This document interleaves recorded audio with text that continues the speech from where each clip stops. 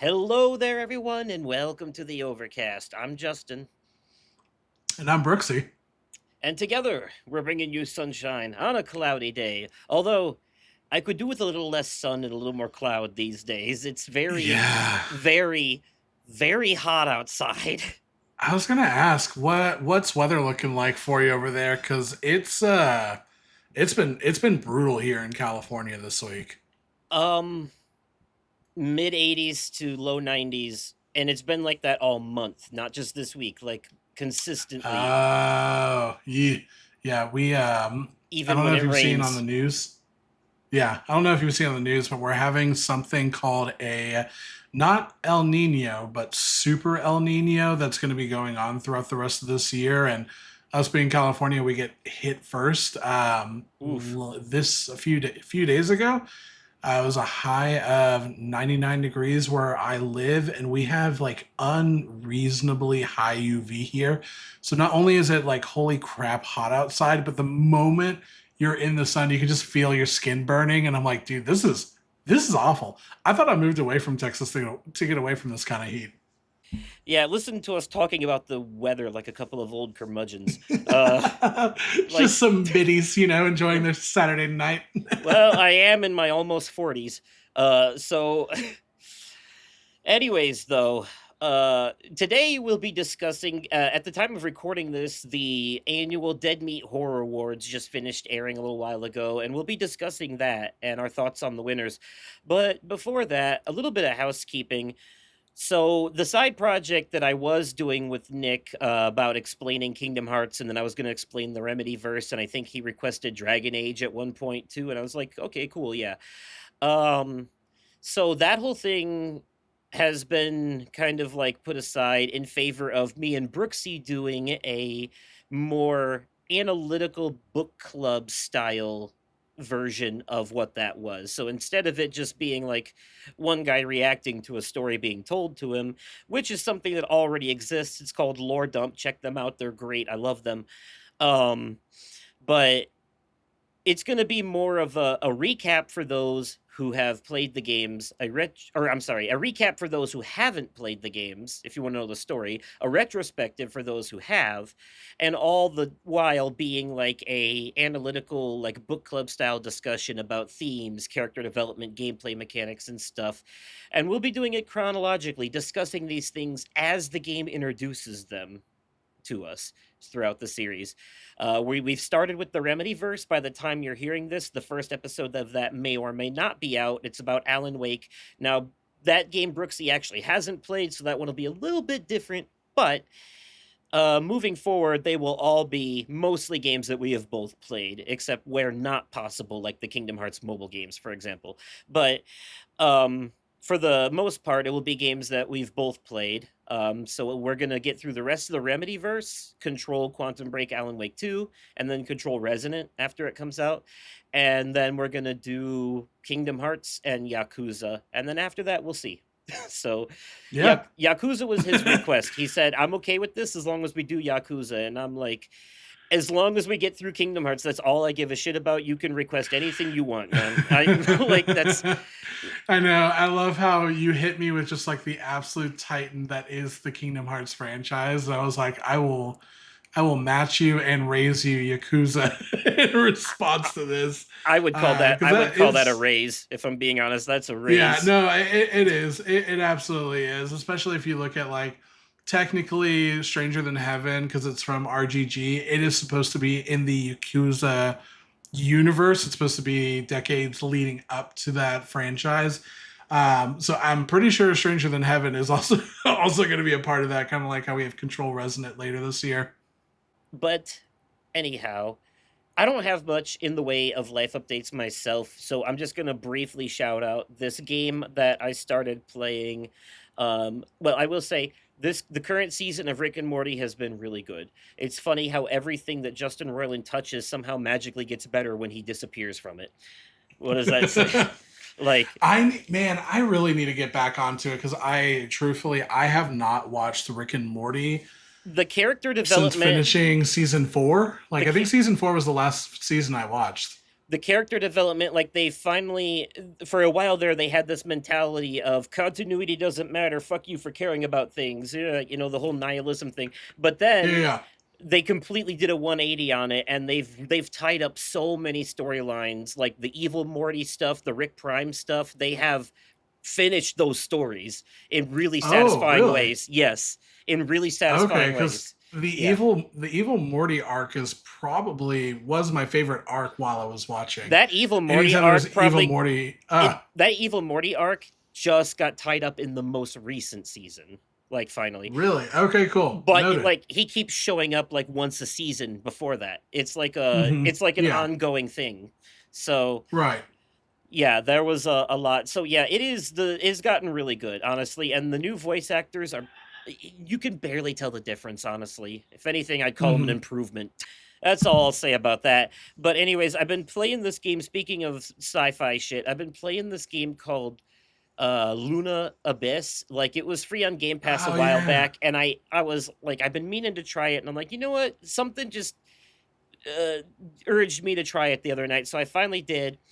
And it is this like fast paced like Doom style shooter, but Hmm. it's like if Doom and Destiny had a baby and Control popped out. You like is the best way to Okay. put it, because it's like the enemies remind me a lot of the Hiss from Control, but the mechanics are very Doom, like fast paced moving around, but it's also bullet helly. So it's almost like and I mean when I say bullet hell, I mean near automata levels where it's just like orbs flying everywhere, kind of like Soros, like you're just dodging Okay. for Yeah, your yeah. life. So it's bullet helly like that. But the game also has accessibility options, like you could be straight up invincible if you want to, if you're just going for story, like it gives you Mhm. options. Um, but it has what I appreciate, it's very accessible because it has this snap aiming where whenever you go to aim at an enemy, they have like a target painted on them, and so you snap aim to them, and moving the joystick actually snaps you to the next near target. Like it just Yeah. puts you right on them, so you don't really have to worry about aiming so much, because the focus isn't on aiming, it's more on dodging and quick firing weapons. So like for example, where I'm at, I have a pistol and I have a shotgun, and the pistol is like, or the rifle is like for regular enemy damage, but sometimes they might have a shield and you can only take the shield down with the shotgun, so you got to quick switch to the shotgun, hit him with the shield, and then quick switch back to hit him with the regular weapon. um and it's really fun, really fast paced, and I'm into the story. You're like a prisoner in some futuristic sci-fi space prison, and you're doing missions for this giant head that's talking to you. And but you do the missions through like a VR helmet, so your body is in the prison while you take on this like avatar out in the world that you control Hmm. as you're going around shooting things. And when the game where I last played, the game left off where I was tracking a signal. I ran into a giant red robot eye that was watching me, and then a giant cat with an axe for a head gave me superpowers, and now I'm a pink ghost. And that's about all I know. So Okay. yes, this is exactly my kind of weird. I'm excited to keep going because if it like normally wouldn't be my kind of gameplay, like the fast-paced first-person bullet helly stuff, but the narrative's keeping me going and the accessibility options make it so easy. I love just how easy it is to just snap from one enemy to the next and bang bang bang bang bang bang, and it's not ammo based, it's like overheating based. So like your weapon Hmm. is, you know you can get so many shots off before it has to like cool down, like the first Mass Effect did. Um, Hmm. so yeah, so I just wanted to recommend that game and throw it out there because like I'm not very far in, but that's pretty much all I've been up to besides replaying games. I will say I was replaying the Assassin's Creed games for a while back. Um and like I've been working on this for years. Like Yeah. I played the first Assassin's Creed back in like 2020, and and Oh, like, oh and that, yeah, okay, yeah. That is a that has been working on a while. yeah, like 2020, 2021, something like that. I've been working on it for a while, and because I play and other stuff between and all that, but like I wanted to replay the series, and I've been doing that for a while. I got to Rogue, and then I just kind of stopped for a while because I didn't feel like doing the ship upgrades like and shit. And then I just got the itch for it again. I went back and I like flew through Rogue in like a matter of 6 hours. It's not a very long game. Um, and now I'm in Unity, and I remember hating Unity when it first came out, Oh, but I I loved Unity. on the second playthrough, I'm having like a this game is way better than I remember moment. I will say there have been a couple of climbing glitches where I get stuck in the environment and have to fast Yeah, travel to fix it. that But Unity my Unity problem is with it honestly my problem with it originally was the difficulty based gatekeeping, I called it, where that was the first game to introduce the, oh, you need to upgrade your armor and weapons before you can do this mission thing, which is what eventually yeah, leaked over into the RPG transition that like this was yeah. the foundation for it. And it's not that part I hate, because I love Origins is great. It Yeah, was the yeah. fact that back then I had way less patience, and I just wanted to beeline the narrative, but I couldn't. I had to go do side quests to make money, or and this is how I interpreted it, they were trying to annoy me into buying microtransactions to get through the game faster. That's what it was. And Got it. Okay. this is when I started to dislike Ubisoft. However, I lo- Uh, I love Syndicate. I am a Syndicate defender. I will die on that hill. Syndicate is the Batman Arkham of Assassin's Creed, in my opinion. See, you and I are inverse in that because I loved Unity. Genuinely, it's one of my favorite stories in general for Assassin's Creed. I would say Unity is in my top 5 of every Assassin's Creed game I've ever played. It's probably like 4 or 5, but it's in that top 5. That game did launch as a horrifyingly buggy mess. Like if you just play what's on the original base, like disc, like oh dude, that thing is janky as hell. But I love it. Syndicate, on the other hand, I didn't love it at all. It was honestly my least favorite when I played it when it first came out. Mm. I replayed through some of it, I want to say like 5 years ago. And I was like, it's actually a lot better than I remember it being. Like, this is actually a I'm lot better than I remember I'm a it being. little biased because I like the industrial London setting. I like Yeah, yeah, yeah. I like the more comedic vibe that game has Yeah, because Jacob is a smarmy bloke. Like he's yeah, yeah. Yeah. it is. I will admit that one is a little cartoony. It is a little Disney-fied. That one's a bit. Their comedy. That was their attempt at a comedy game. Mm-hmm. Let's be honest, but it does fit the like whimsical. It's funny though because they're doing like whimsical London vibe in like the shittiest London time, like industrial, like Yeah. there is a bit of a tone difference, but it's fine. Um, I will say How do though, we? I am loving Unity this time around. I'm not gonna lie, and I will say I've gotten better at the combat over the years, not worse. Mhm. Like my timing for the parries and all that is magnifique. Like um I can take on enemies that are about 2 levels above me with no problem for the most part at in this junction. So like, does it take longer to kill them? Yes. And then meanwhile, enemies that are like 2 levels below me, I fucking kill them in one hit. It's like Yeah. weirdly satisfying. And I'm like, okay, Uh, now I remember the appeal to this. It's also because Unity comes off the back of fucking 2 pirate games back to back, open world ship stuff. So it's just nice to be back to the congested city where I can climb everywhere. It mhm. is, let's not, Unity is just a discount Assassin's Creed 2. Let's not lie. Like it is, they are It's probably why I love it so much. I'm sorry, dude. I just love Ezio they are. so much. Arno is basically an Ezio clone, but I do like him. He is his own thing too. Like Yeah. I'm doing him a bit of a disservice by calling him that, if I'm being honest. But like in the beginning of the game when he like takes the watch back from the blacksmith and he's got the quippy liners, and I'm like, this is just Ezio again. Like Uh, 100%. my boy. My Ezio Auditore de Firenze. Oh God, man, I may I have all three of them now. I The may get back to Ezio that. collection. What's that? Assassin's Creed Oh, video game book club? I can't. yeah. No, no, dude. Valhalla You're is just gonna like have a to thousand hours by the long. I'm time you. not. I know, right? I was gonna say like by the time you finally finish playing through all of them, it's when we finish our book club of the first three. I'll be like, all right, man, run it back, Yeah, running running back. it back on Oh my Assassin's Creed. god.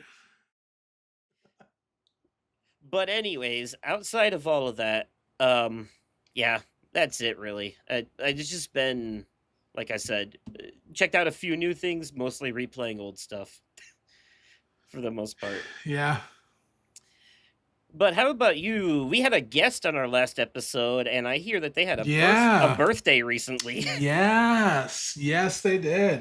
Yes, our most recent guest, my best friend, my other half, my wife, and everything that matters to me, Sam. She had her birthday. If anyone asks, she turned 29, and don't ask any other questions. Um, but no, no, we celebrated her birthday. It was last weekend, and I I may have gone a little overboard this year. I'm not gonna lie. I have, you know, money and finances and everything have been really, really tight for years, and finally have some like real breathing room and everything else. So I wanted to do something to that would be really fun and really cool. So I asked her what she wanted for her birthday, and Sam is one with a huge, big green thumb and loves the garden. She was like, I really want a wheelbarrow. And I'm like, it's like me. That's like asking you want tires for your birthday. Like, I mean, sure, like sure. Ask And I for did get her a something fun, wheelbarrow. damn it. Yeah, and I was like, I did get her a wheelbarrow, but I sat there and thought about it, and something that Sam and I have not done, really at all since we got married and had our honeymoon is like a really cool trip that was just for her and I and like no one else. Like we normally do trips, but it's usually with like family or friends. But it's been a long time where it was just Sam and I that went on a trip that did a vacation, just her and I. Um, and so I want to do something. I want to do something really fun. So what I ultimately did, and to add some extra context before I get into the big gift and all of that, is that without going into an immense amount of details, there is a inside joke between Sam and I where she is just obsessed with beans, like legumes, like the wonderful fruit. The more you eat, the more you toot, like just in love with it. Okay. She enjoys beans, don't get me wrong, but like I've made it like bigger than that, and it's just like a stupid inside joke. To the point where like I've actually looked online and Bush's Baked Beans, they actually have a merch website, and I've made loose threats for years that I was going to buy her merch from the Bush's Baked Beans website, and I actually pulled the trigger on it this year. And so I what she got for her birthday was this wheelbarrow, and I had wrapped the top of it like a birthday gift. Like the actual bowl that the wheelbarrow has had like a wrap on top of it. And she ripped that off, and inside of there was a doormat, like a front doormat, and on it it just says in cursive, "In this house we eat beans," and there's like a bean right under it. Whoa.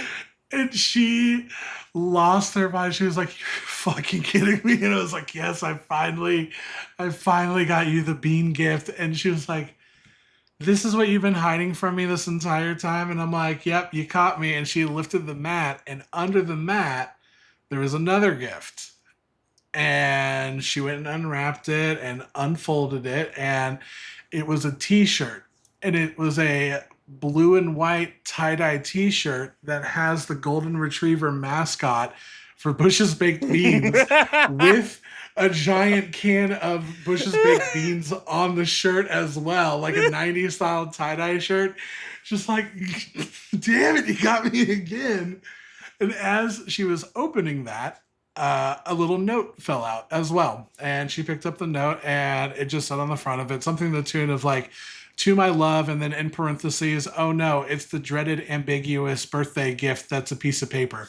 Um, and she opened it, and like I wrote some, you know, some sweet things of just like we've gone through some highs, some lows, you know, and we've had a lot of rough moments over the past several years, but we've had some really amazing wins this year as well, and I want to keep these wins keeping rolling. And I want you to know that you're going to be busy at the end of October because you and me, we're going to be going to Cabo San Lucas. I booked Sam and I Damn. a trip yes, I know, I trust, man. I've been saving for it. Like I'm really excited about it. Work's gone very well for me this year, and I booked us a 4 night stay at this all inclusive resort in Cabo San Lucas. Like food, alcohol, the whole thing is like fully taken care of. You can eat or drink literally 24/7 while you're there. Sam's vegetarian, went full on vegetarian about 2 months ago. I actually looked online, and this resort has a specific vegetarian chef, and each restaurant has several vegetarian menu options. So that way she doesn't have to feel like she's very limited on what she can eat while we're there. I got us like an oceanfront view for our hotel room. Flights are taken care of. We have a little private car that picks us up from the airport and brings us back to the airport. Like we're super fancy. Um, Bougie. and side note, not to like shamelessly plug a company or anything like that, but if you ever think about doing like travel or anything like that, and you have a Costco membership, look at Costco Travel, because I was able to do this trip for quite a bit cheaper than if I had just driven up to LA and took a ferry over to Catalina Island and did 3 or 4 nights there. Like it was cheaper for me to go all the way to Cabo San Lucas for all inclusive than to do something over in the LA area, which is wild to think. Um, This show is not but sponsored by yeah, Costco. absolutely not. Um, so, but yeah, no, like she freaked out. I'm really excited to just have some like one-on-one time with my wife, and yeah, you know, we did that. We made it a full-fledged Sam, or as I like to call it, the baby day. We woke up early, and I took her down to the beach. That is her happy place, and dropped her and Allie off. They went and did snorkeling. I get motion sickness, so I don't like to snorkel because you're just kind of like floating on top of water, Uh, and I get sick every time. It doesn't matter if I take Motrin, I get sick every time. So so I no left. cruises for you.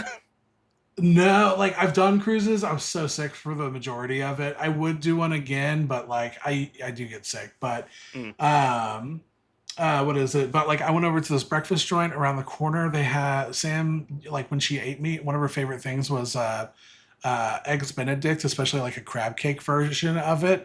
And there was this place that made like this like artichoke heart instead of crab cake Benedict, so it was fully vegetarian. So I picked that up for her. We went to one of her favorite plant stores. We went to the Poway Library because they were doing like this giant book sale thing, so she could pick out a bunch of books. And Sunday, the day after, I took her and all of our friends and close loved ones here in San Diego, and we went to this restaurant called Falafel Heights. And Falafel Heights, who I will absolutely plug every opportunity I can because I love them immensely. They're a small little Palestinian restaurant here in San Diego that, I kid you not, has the not like good falafel or great falafel. I'm talking life changing falafel. Like, I think about this falafel on a regular basis. It is so good. And on Sunday mornings, they do a Palestinian breakfast spread. And it's like, you know, it's like veggies and it's hummus and it's lebna and it's falafel and just all these different things, and Turkish coffee, and like a huge, massive spread for all of us. And dude, it was It was the best breakfast. It was so good. And Sam had just the best time. And we walked around North Park for a little bit. And she had a great weekend. I had a great weekend. We have an awesome trip ahead of us. Um, so that's really been like the big thing that I've been up to outside of. I think everybody here has heard me moan, gripe, and complain about how important physical media is, and Yes. I think all of us on this planet are starting to see why I've been griping about how important physical media is.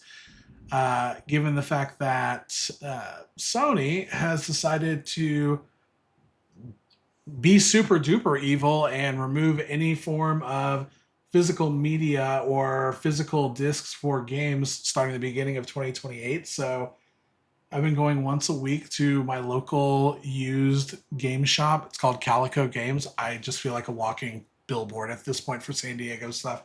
Uh, um, but I picked up a PS3 recently. I went last weekend. I bought like 8 more games. The one that I was really excited about is they had the HD remastered collection of the Jack and Daxter trilogy, which is probably it's definitely my favorite thing Naughty Dog has ever done. And that includes The Last of Us, that includes Uncharted, that includes all of it. Jack and Daxter is my favorite thing, but it's definitely my favorite platformer ever. And I've been playing through that recently on the PS3. That's been a ton of fun, but yeah, work's been super crazy busy as per usual. It's a good thing. My boss is really happy with how things are going, and so am I. And I am actually about to take a week long semi staycation. When I say staycation, I'll be here in Southern California, but next time I am with you recording, I will have attended San Diego Comic Con. I have my tickets for this upcoming Thursday, and I am super excited about it. I've been going just about every year since 2017.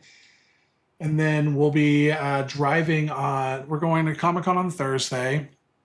Friday, we're driving up to Long Beach because on Saturday and Sunday, I'm dusting off my studded belt and my skinny jeans, and I'm going to be going to the Vans Warp Tour for a couple days. I'm old, so I did get VIP mainly so I could have shade and somewhere to sit. Yes. Yeah. It, that like those two things and like a private bathroom that has AC, that is worth the extra $150 to me. And like they do like a payment plan for festivals these days, so like it really like it wasn't a big thing or anything like that, but it I'm really excited. I'm going to Comic Con and I'm going to Warp Tour. One of my closest friends, Jake from Texas, he's flying in a few days, and we're just gonna hang out. So that's everything that's going over on my side of the country.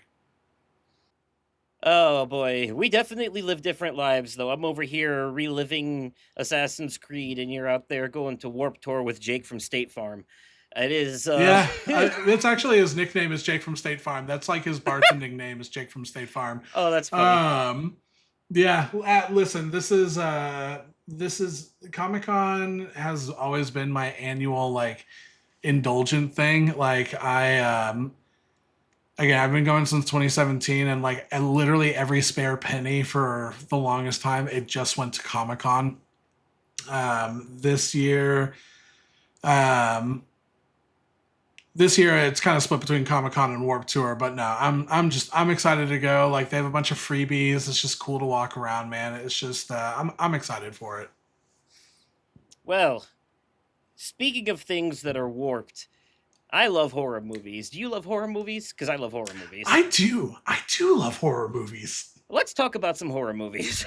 Let's do it. Let's go.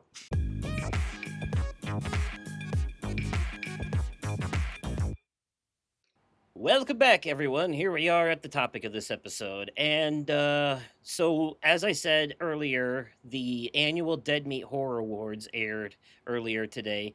And they are dead. The reason they started, I want to say this is a legit thing because James and Chelsea are like Hollywood insiders. Like they are part of the whole, or not part of the whole thing. They are connected in the horror realm of Hollywood. Like they know people, they have friends who have been in horror movies like Final Destination Bloodlines, the girl who ended up in the dump truck or in the garbage truck is like actually a legit close friend of theirs, you know.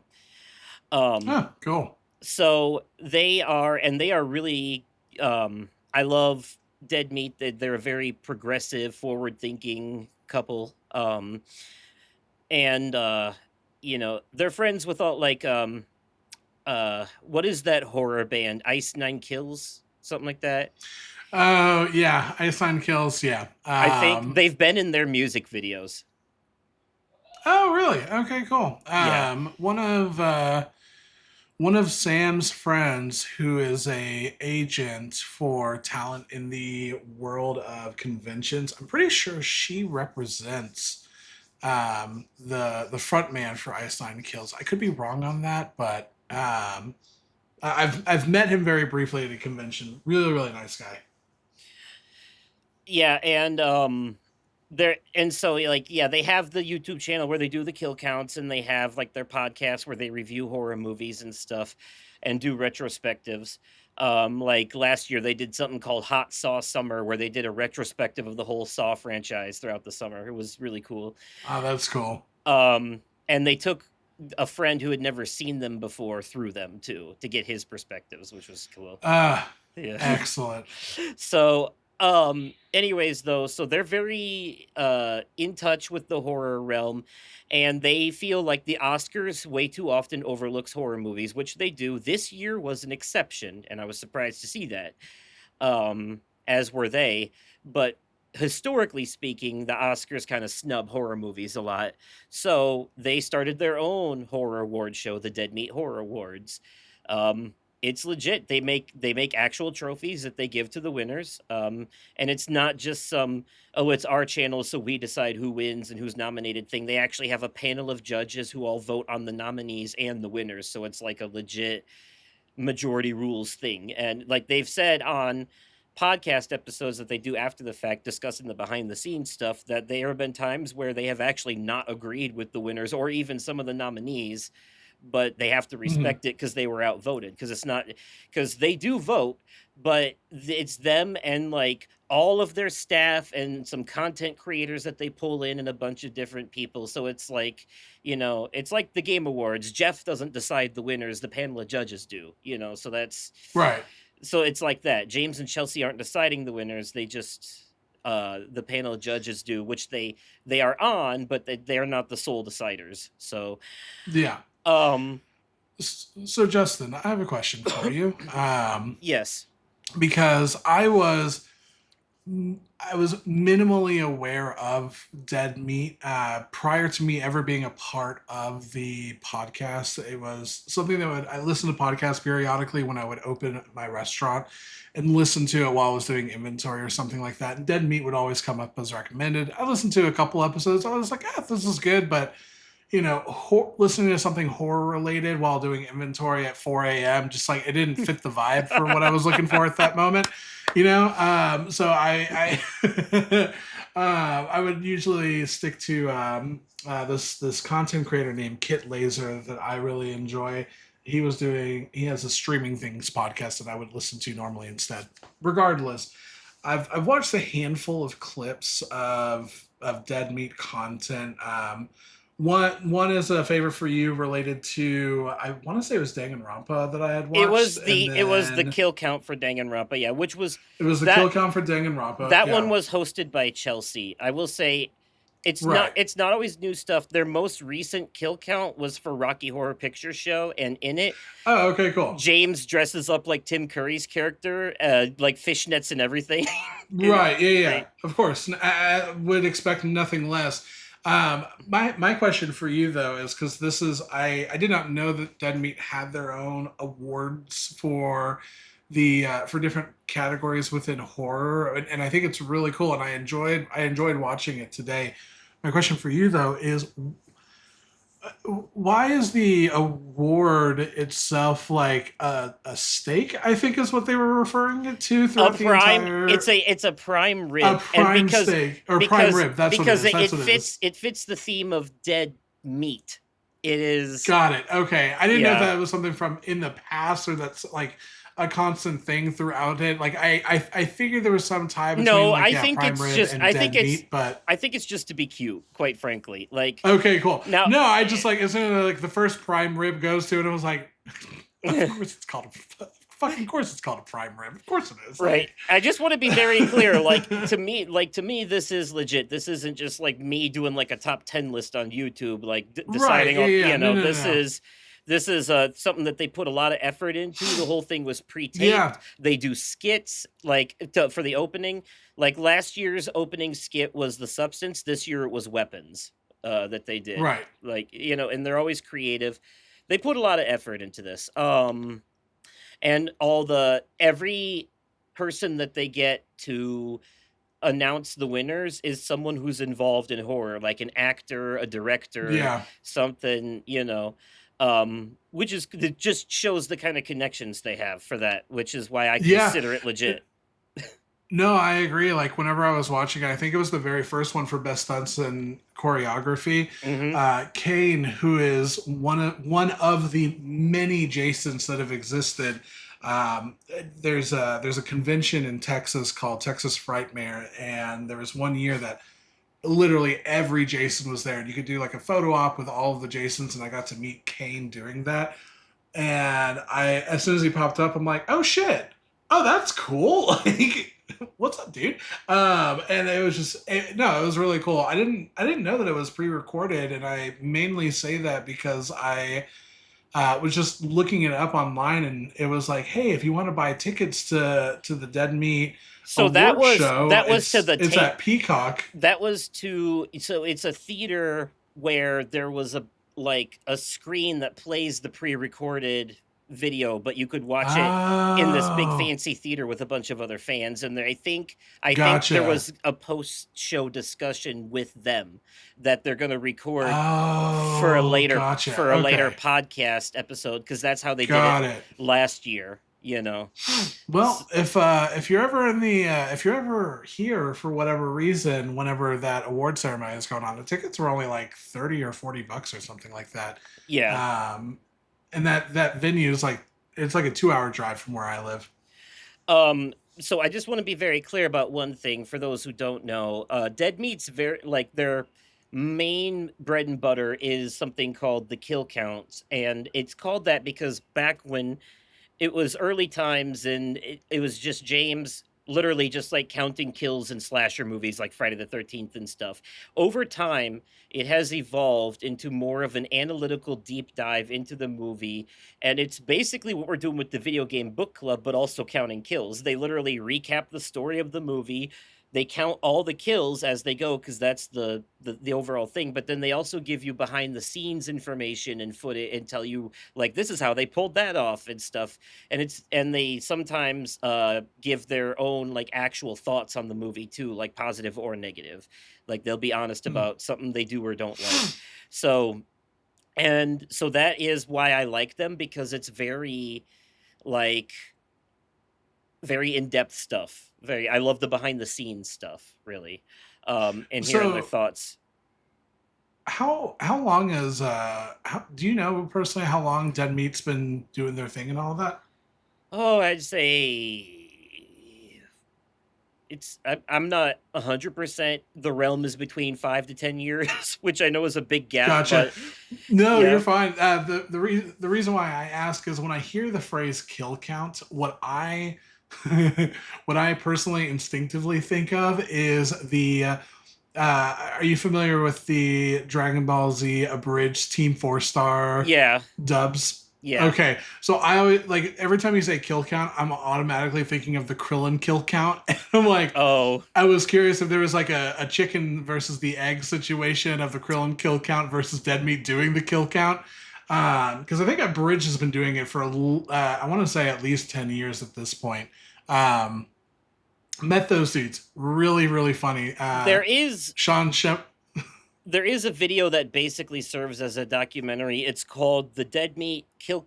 It's the Dead Meat Kill Count. Kill Count. It is because at the end of almost every episode of the Kill Count, James does Mhm. a bit where he dies in some kind of way, like from the movie, before moving onto the numbers screen, and so Yeah. they did a documentary style video going over the history of the channel while simultaneously counting all of James' fake deaths in each kill count video. Um, Mhm. so that and then also they've changed it up a bit. Like when they did the VHS series, they did this whole bit where James, Chelsea, and Zoran would each host different segments because VHS is an anthology series, so they would each choose different ones to talk about. And then at the end of every episode, one of their staff members would be killed off in a weird found footage kind of way. And then it would be like a continuous through line through all of their VHS kill counts until they finally got to the last one, and then the three of them die in it, which I thought was really cool. Like, Okay, cool. yeah, so they do creative stuff like that. Like there is a uh like they're trying to put on it, like they dress up as characters from the movies they're talking about and stuff. They do bits and whatnot. Like it's way more than just counting kills, contrary to the name, but it's really fun, really good. Like any self-proclaimed horror fan should be a Dead Meat fan too, quite frankly. They are Mhm. they are top-notch horror content. But that being said, though, yeah, so they have many irons in the fire. They also do video game kill counts, and they have a podcast where they review movies and do deeper, meaningful discussions and stuff, all that stuff. Mhm. They do one-on-one interviews with movie directors and actors and stuff, and every year they do the Dead Meat Horror Awards, and this year was no exception. So we're just gonna quickly go through each of the categories one by one. There's only 11 of them, so it shouldn't take too long. Discuss the winner, how we feel about it, and if we think it should have been someone else. Um, Yeah. so the first one is a little spoilery, so I'm just going to say the names of the movies because we know who they are. But the best kill nominees were Final Destination Bloodlines, The Monkey, Until Dawn, Heart Eyes, The Toxic Avenger, and Weapons. And it went to Final Destination Bloodlines for what I will say is the MRI scene. Those who know, and those who don't, it's not spoiled there. So Yeah. I think you and I both agreed not only did that not deserve the win, but it also is like It wasn't even the best one in Bloodlines. it wasn't even the Like- best one in Blood. What is the best? Yeah, I was. What is the best one in Bloodlines in your opinion?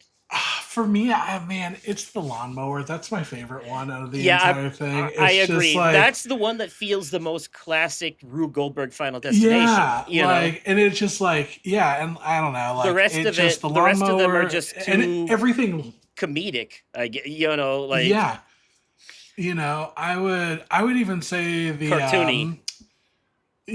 I would even say the record store one was better than the MRI one. Like, You mean the tattoo or not parlor? record store, tattoo. Yeah, the tattoo it shop didn't- one. I would say But that was a red herring. Remember? it was a red herring, but it's still like a Yes, like it's a but the death build on up, screen. the so, build up, yeah. But yeah, I like even that felt better than the MRI. The MRI was good. Don't get me wrong. Like I enjoyed that, but it was. I respect how they did the I- practical effects, for sure. Yeah, agreed. Fully agreed. And I will say that's one thing I did really appreciate watching this is you had brought it to my attention before I watched this. They don't just like list off the movies or list off the scenes or actors. Like No, they go do into like detail. they do like a yeah, they do like a 2 minute long like mini dive into like what made this spectacular and why that it's on the list. And I personally really appreciated that. Yes, and show you visual examples. Like that is so Yeah. like because then people can't have any room for like, how did that get nominated? Bitch, it's right there in front of you Yeah. how it did. Like you see, Yeah, you know? like I didn't like when they had the one for Until Dawn. Like I didn't know how they did that for Until Dawn until they showed it, and I was like, oh, that's actually pretty sick. And again, no spoilers, but if you've seen Until Dawn, it's the explosions. in the bathroom, and Yeah, man, that's a fun one. It's a fun one. It is a fun one in that movie. it is.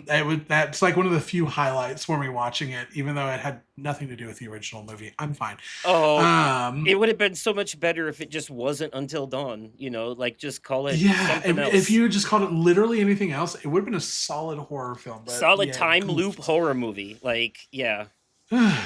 Yeah. So, So who should have won this instead, do you think? Mine, all right. I have to say I would have to go maybe for weapons because the way that that particular character just got Yeah. tore up at the end was brutal. Oh man, and it's a toss up for me, And and I and think it's just the whole because fucking chase scene honestly should have had Benny Hill music playing leading behind up it. to Like, it, yeah, oh, it's excellent. yeah. It's a toss up for me, but I would be incredibly happy if the weapons kill was the one that if that had won, I would have been like, I have no questions. Like I don't have an argument. Like that's a great choice. I don't think it's what I would have gone with because I personally would have gone with the Toxic Avenger for. I'm just gonna call it the final kill. Basically. Is what I would refer to it. Because if you haven't seen it, please do. It is such a I fun. I It's haven't, such a but fun it looked movie. really fun. I'm like I I own it on Blu-ray. Like I love that movie. It's so fun, and it's so on the nose of today's world. The only hint I'll give that is "Free My Boy Luigi." And, like that movie is just so great. But the final kill, I don't know. It's so like quintessential B movie, mm, campy, over the top. Holy fuck, I this is definitely got that ridiculous. vibe. Yeah, I mean, you saw a little clip of it when you were watching it, and I was like, oh yeah, this is a good one. A little That's what clip. I personally would Dude, have gone they with. full on put a warning before these scenes where it's like I warning know they did. No, they fully ass did. load of gore coming up. Like Yeah, and it was great. And honestly, I was just happy to see the Toxic Avenger get love in this award ceremony in general. I would have out of the five, that's the personal one I would have gone with. I don't even agree that the monkey should have been on there. Personally speaking, I feel like there were better kills in Bring Her Back than the one that they used for the monkey. the monk okay, but the monkey had so many good kills in it though. Yes, you're It right. did, but It shouldn't have the been that one they one. chose. Yeah, the one again though, it's not them, it's the judges unfortunately. But yeah, I know what you mean. Like Yeah, I know. but I again, like I would have. There are better kills in the monkey. no, the kill I would have chose for the monkey is the surprise shotgun kill where they just open the door. Boom. Yeah, Like that would have been yep. I like. like that one's the perfect. Yeah, like if you're because they're willing to do quick ones because again they chose Until Dawn's and that was like a Yes. pretty like boop like there it is Yes. like Yes. so I would have I don't know like I feel like I would have gone with one I would have chosen the one of the ones from Bring Her Back towards the end like because that was just but that was more emotional than like oh my god Yeah. so I don't know um So the Toxic Avenger. next category was the best stunts or choreography, and I kind of like I get why they're the same, but it does feel like okay, I'll go through the nominees first. Black Phone 2, Dangerous Animals, Final Destination Bloodlines, Sinners, Weapons, and Wolfman. Now, I it did go to Sinners, and like I'm happy to see Sinners win anything. If we're talking choreography alone, absolutely. Absolutely. Oh yeah, That deserved there's no it. question. But it kind Yeah. of makes me wish stunts and choreography were separate categories, even though choreography would only have one nominee. Because So because if we're talking stunts specifically, take the choreography out. I don't know if I would give that one to Sinners. You know what I mean? I I don't know because I still like if okay now I I do want to I be fair in truly my feel statement that I truly feel I would lean either more Black Phone 2 or Final Destination for stunts specifically, especially and especially that's the the thing Skyview I opening for Final Destination. That agree especially when they showed like the behind the scenes on how they made those things happen. Um, I will tell you I personally have not seen Dangerous Animals. I also have not seen Wolfman, so I can't speak like comfortably on either of those.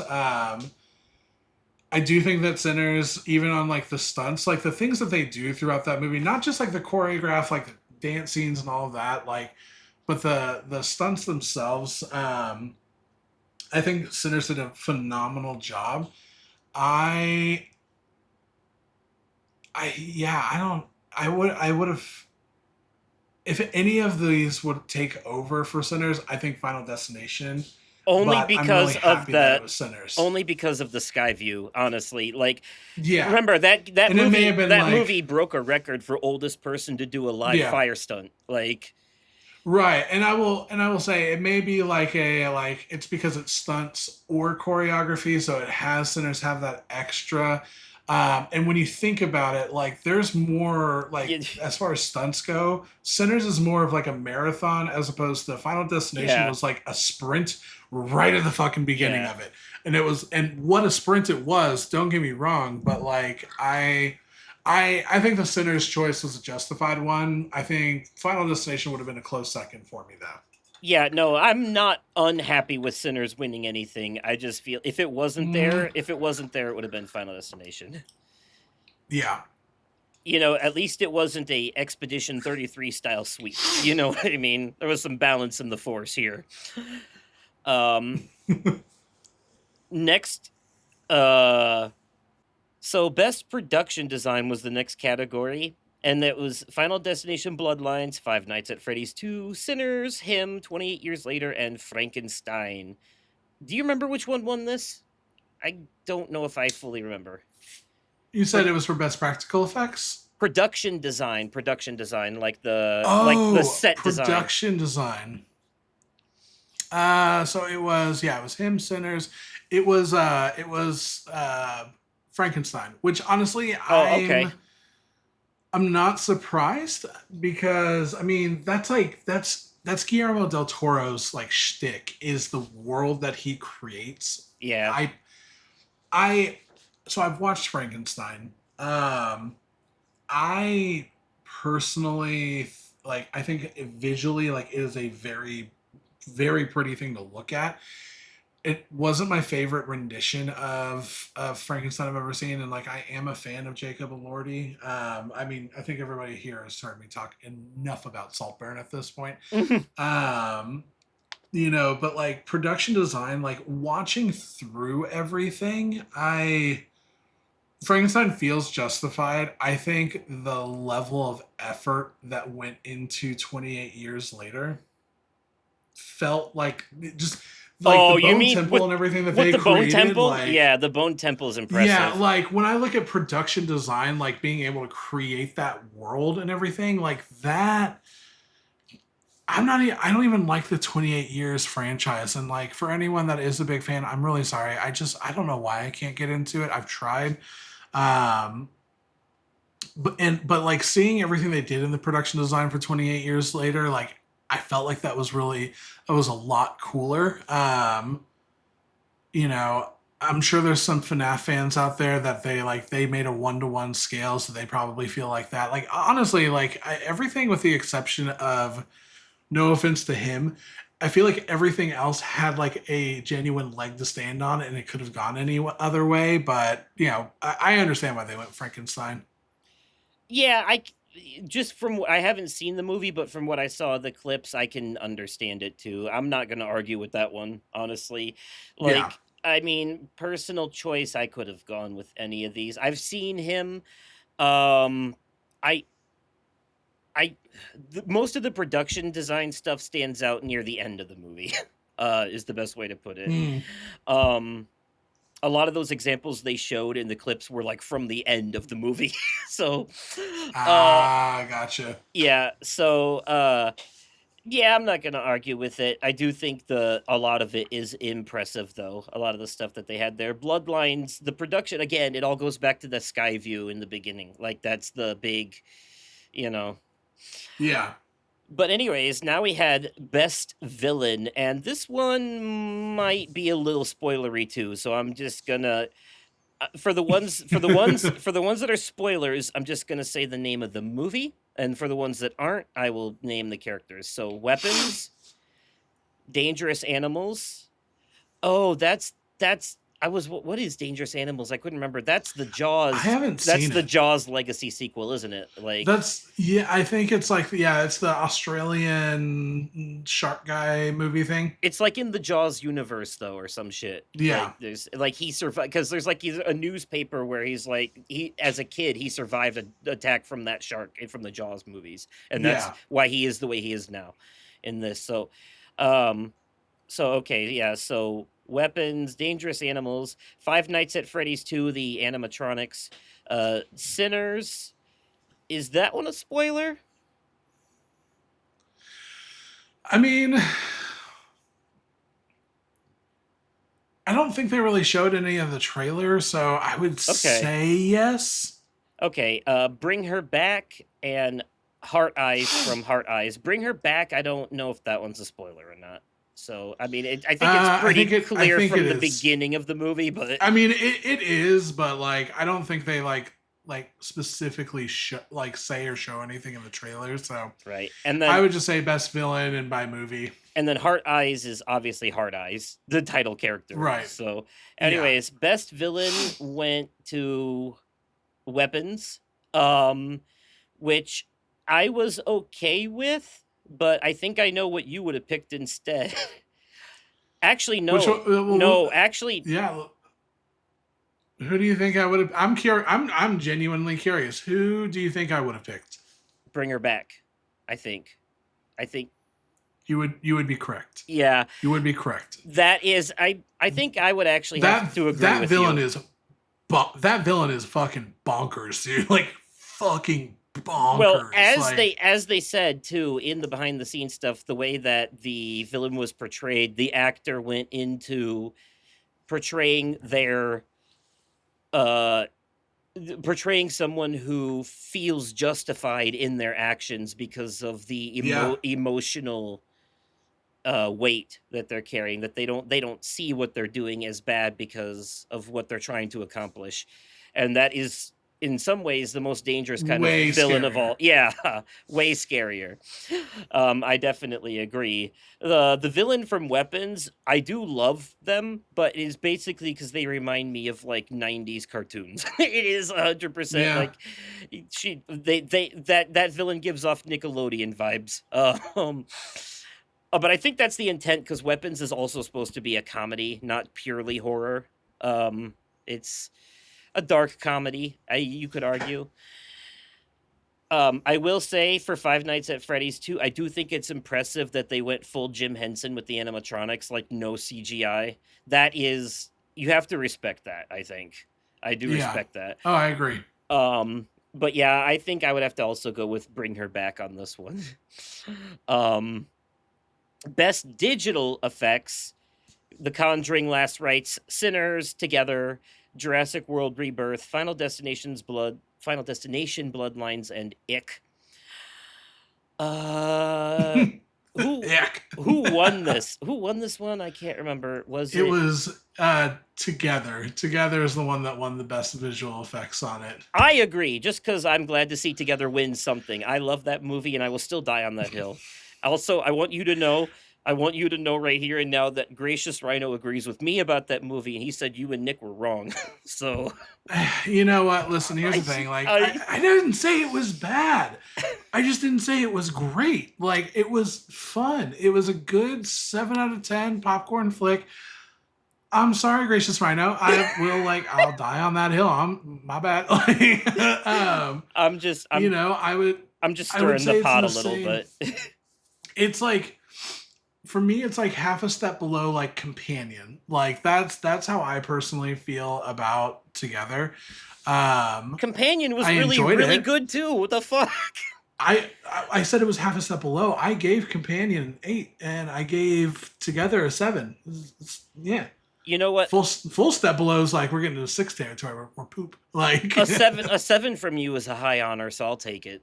Like, and, yeah, like, come on, dude. Like yeah. Sam should probably say like 5, and that's honestly still a high honor for her. I'm sorry, but that movie um, is a brilliant metaphor for codependency in relationships. no, The way that they I use body horror to amplify that is just brilliant to me. It's smart writing. I don't like I Yeah. love it. Maybe it's Honestly, maybe it's too smart for its own good. Like a little I may would really honestly, you could argue that I it's really don't think I preachy, have. but Yeah, well, so like looking at like Together, Final Destination, Ick. For some reason, I'm sorry. I know you and I talked about this before recording that you understand why Jurassic World's in here. I'm like, I feel like that's more suspense adventure than anything, but I mean neither here nor there. it Um, is, but it toes the I, line, you know. It's horror for the I people. know. It's horror for the people in it. Like you telling me if you were I being guess. would you not be scared shitless in that Oh, dude, situation? I'm mortified. Like I am genuinely mortified of dinosaurs. Like that is a weird phobia of mine. I'm not even kidding. Like my wedding band is made of bones from a T-Rex, so I can have the bones of my enemies on me at all times. That's a real statement, and that is a very real thing. Like a certificate of authenticity and everything. Okay, I'm so weird, dude. it is Like horror then. Technically to you it's so, horror. but that's the thing is like if me who is phobic of dinosaurs and clowns, I'm looking at Jurassic World and being like, dude, that's not a horror. Like I don't know. I disagree with it personally, Maybe they but just didn't have it's enough spots for this category. yeah, You know, like and that's the thing. Like we're looking at digital effects, we're looking at VFX. Like I I would agree with Together. I would agree with Together because there's certain things you just can't do on practical level. yes. Like I'm just gonna say eyelashes. That's all I'm gonna say is eyelashes. Yes. That's it. Like you can't Honestly, practical effect that. truly some of the best body horror I've ever seen. Like it is Yeah, like so uncomfortable.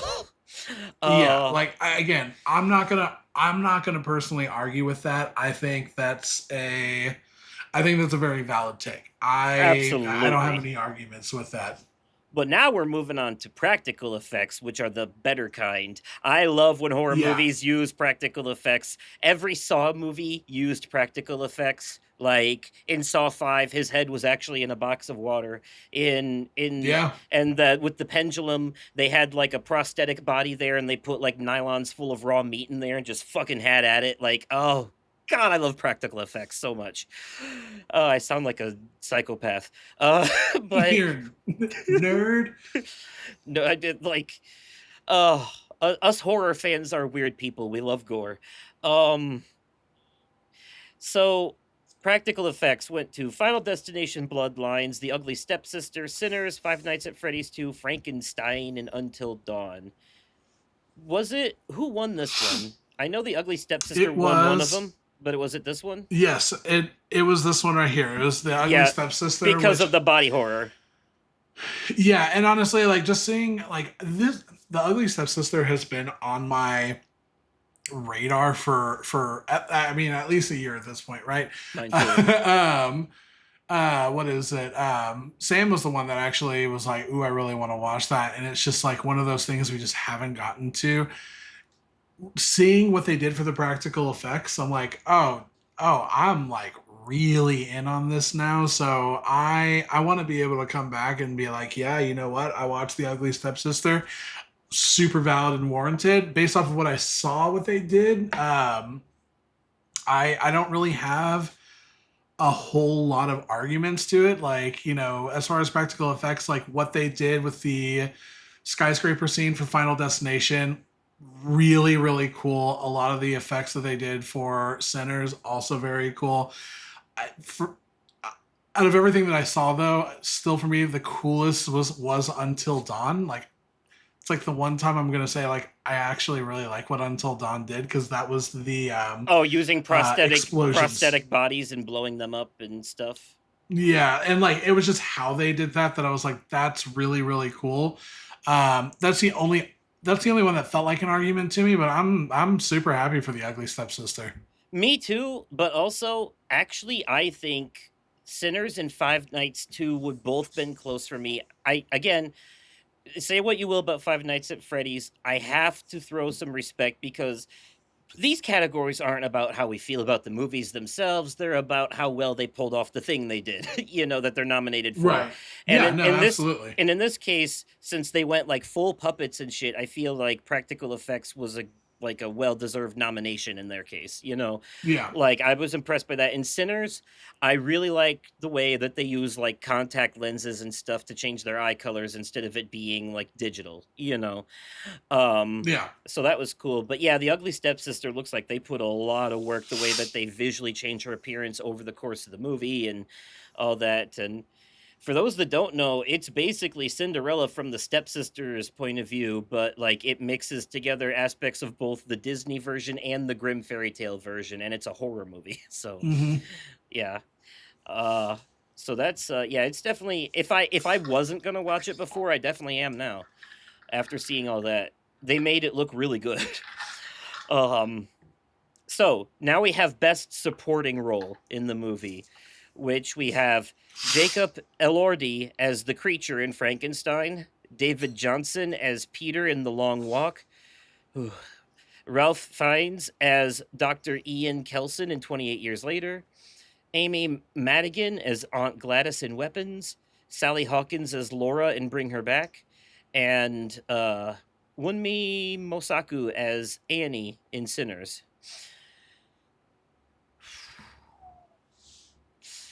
Who was it that took this one? Was it Sally Hawkins? It was no, it was Amy Madigan as Aunt Gladys in Okay, Weapons for Best Supporting Performer. okay. I. Hmm. I already know who I'm gonna say, and I understand that this movie has been glazed to hell by me, by Dead Meat, and everyone else. I am absolutely going with Wunmi Masaku as Annie in Sinners. Like she had such a amazing performance. Yeah. Do you remember who she was in Sinners? She Yeah. was yeah, she was Smoke's love interest, and I also I like just thought that when they were talking about her. I want to point out that they use the term hoodoo, not voodoo, which is a nice attention to detail I really appreciated. Dead Meat yeah, does their research. yeah. I thought she did a brilliant job. It's like I don't know. I loved her performance in Sinners. I Even if this was the only thing that Sinners was nominated for, like I would, and that they didn't win several other things, like I absolutely would have gone for Wunmi Masaku as Annie for it. So I actually, for me, it's David Johnson from The Long Walk as Peter. So I haven't seen the Long Walk yet. So that's and I know I need to watch it. I know I do. It's on my list. I promise. I You're gonna. promise. I'm telling you right now, you're gonna ugly cry. It is. I believe it. It is one of the most harrowing movies I've ever seen in my life. It is so hard to sit through, but so fucking good.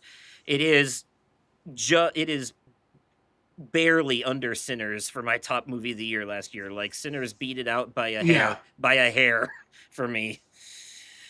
It is, and Peter is definitely one of the reasons for that. His performance was really heart-wrenching in a lot of ways. Um so him What's crazy is that he was in the best supporting performance role, but opposite him in the best lead performance role, one of the nominees was oh, never mind. I thought that he was nominated. Um I could have swore that the lead role from Long Walk was nominated in the lead He performance. was. He was. I have it right here. Do you want me to run through the Oh wait, best never mind. There lead he is. performer? There he is. I missed the name. So yeah, he was nominated. Cooper Hoffman, who I did not know was the son of Philip Seymour Hoffman. Um Oh, I didn't know that either. yeah, they mention it in they mentioned it in this. That's where I learned it. Um in How this did I not catch category. that? Anyways, But yeah, so him him and David Johnson's character Peter have a very strong bond in that movie, which just makes it even harder to watch because like you know how it has to end and it's so fucking Yeah.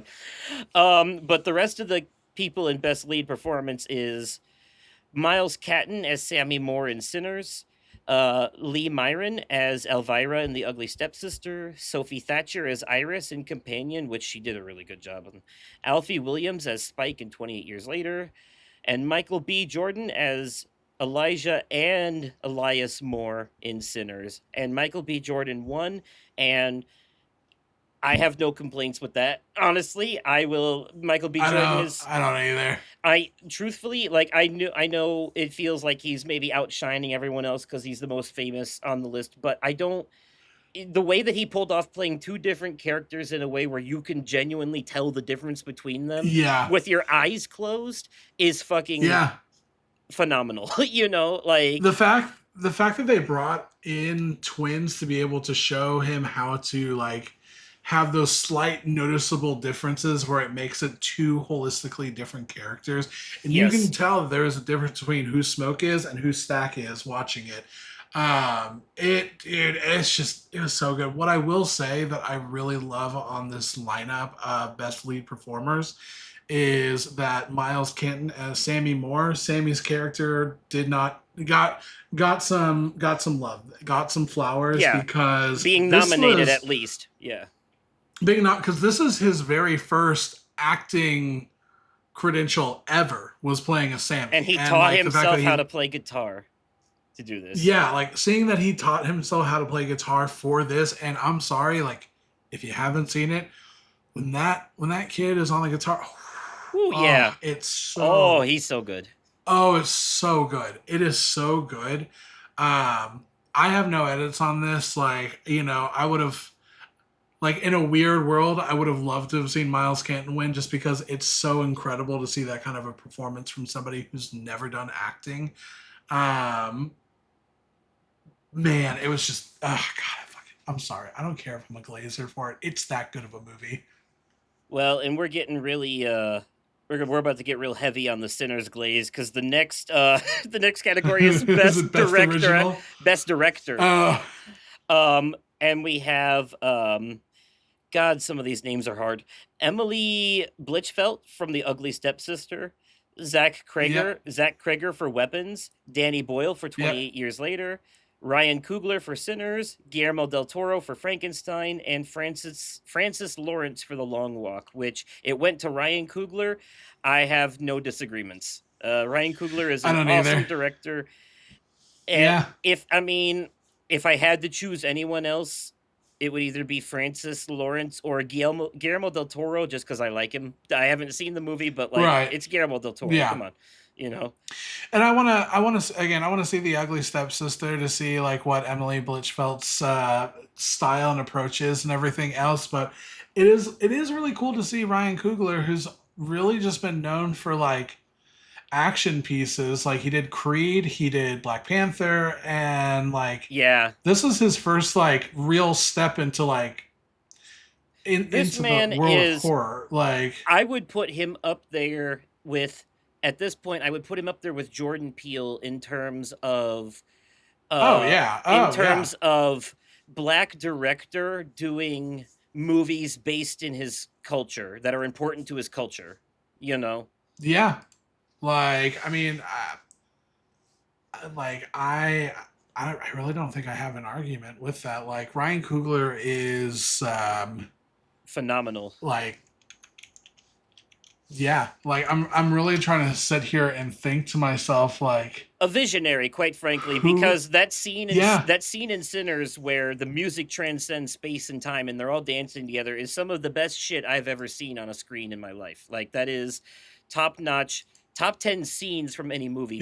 Period. Like I honestly like if Ryan Coogler keeps going, like he's going to be, you know, he's going to be our next Spike Lee. Like I'm trying to think like, you know, like he would be, I think he would surpass Spike Lee, and think about everything he's done from Malcolm X and beyond. Like Ryan Coogler is amazing, and I am so So excited to see what he's going to continue doing in his career.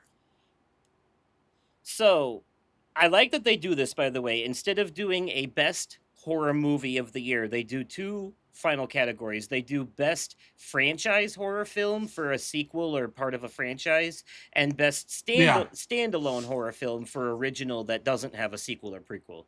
yeah, So, for franchise horror film, we had Final Destination Bloodlines, Black Phone 2, Toxic Adventure, VHS Halloween, 28 Years Later, and Frankenstein, which Frankenstein, questionable entry, but I think because it's part of the existing Frankenstein mythos, it's not an original story, right. you know. Yeah, Um, and Toxic Avenger is a remake. Final Destination's Bloodlines won this category, I believe, which it. I thought it was 28 years later that won this category. was Was it? it Final Destinations? I don't remember 28 years later winning anything, to be honest. Could be wrong. I'm also looking at the Dead Meat Wiki. They did update it, and it shows anything highlighted or bolded is the winner, and it shows 28 years later on here. Yep, it was 28 years later. You are right. For some reason, I thought I could have swore Final Destination won something, but maybe All not. good. But yeah, okay. So it was 28 years later. Wow, that one caught me off guard. I am surprised. I guess maybe it's because me personally, I probably would have given it to Final Destination Yeah, Bloodlines. It is actually among, for all the issues I have with it, it is among one of the better movies in that franchise. I will say. yeah. Uh, I And that's the thing. Like, I've heard a lot of incredible things about 28 Years Later. It, for me personally, for somebody who barely was able to get through 28 Days Later and barely remembers any of it, and had tried and stopped multiple times on 28 Weeks Later, just not really being interested in it. It didn't make sense for me to go see 28 Years Later. I've heard a lot of amazing things about it. It's just nothing that I've really like taken a full crack at. I probably should because it's really well loved. They just came out with The Bone Temple, the sequel to 28 Years Later, but eh, yeah, 28 years later, part two is what it is. yeah, Like, it literally is. Yeah, and they're supposed to come out with another one on top of that, I think too. yeah. Um, yeah, so yeah, for me, it probably would have been Final Destination. I'm assuming it would have been the Toxic Avenger for you. Yeah, honestly, well, here's the thing. Like, I actually have never seen the original, so like, I would have thought that would have gone under best original film. I knew it was a remake. I've just never seen it. So, Okay. but of all of these, like, yeah, I'd probably pick the Toxic Avenger. It's just so much fun, man. It's just like your quintessential like campiest of campy B movies in the best way possible with Peter Dinklage. Like, it's just, dude, it's awesome. And finally, we have Best Standalone Horror Film: The Ugly Stepsister, Companion, Sinners, Weapons, Bring Her Back, and The Long Walk. Honestly, I haven't seen The Ugly Stepsister. I've seen the rest of these, all of them. Not a bad movie among the bunch, in my opinion. And from No, everything I've seen of The Ugly Stepsister, it deserves to be here too. Um, if I had to bump anything, it would maybe be Weapons, but I still think it has there. I can accept an argument for it being there. Like it there. yeah, I like it went in the most predictable outcome since Expedition 33 winning Game of the Year. Sinners won this category. Predictable but deserved outcome. Because that would have been my choice as well, and it was my choice. It was my overall movie of the year last year for 2025. Like I said, the only thing that would have beaten it for me here is The Long Walk. And I cannot wait for you to finally see that so you can understand why. I will. I will watch it. I promise. And you're probably not going to agree with me, but that's okay. I just want you to see it. We'll see what happens. What? But no, I mean The Long Walk. I don't know if you will like it as much as I did, but we'll see what happens. No, I'm curious. I'll give you my full like unfiltered opinion on it. I don't know. I feel like if you can make it through that movie without crying, then you're fucking made of stone. Like that's all Yeah, I'll say. um fair enough. so yeah, that but Sinners definitely deserved it. No arguments from me. Give the No, silver, none on mine. give the silver to Long Walk, and give the bronze to Bring Her Back. I'll take that. Hmm. You know, I've only seen four of these six. Like I haven't seen the Ugly Stepsister, and I haven't seen the Long Walk.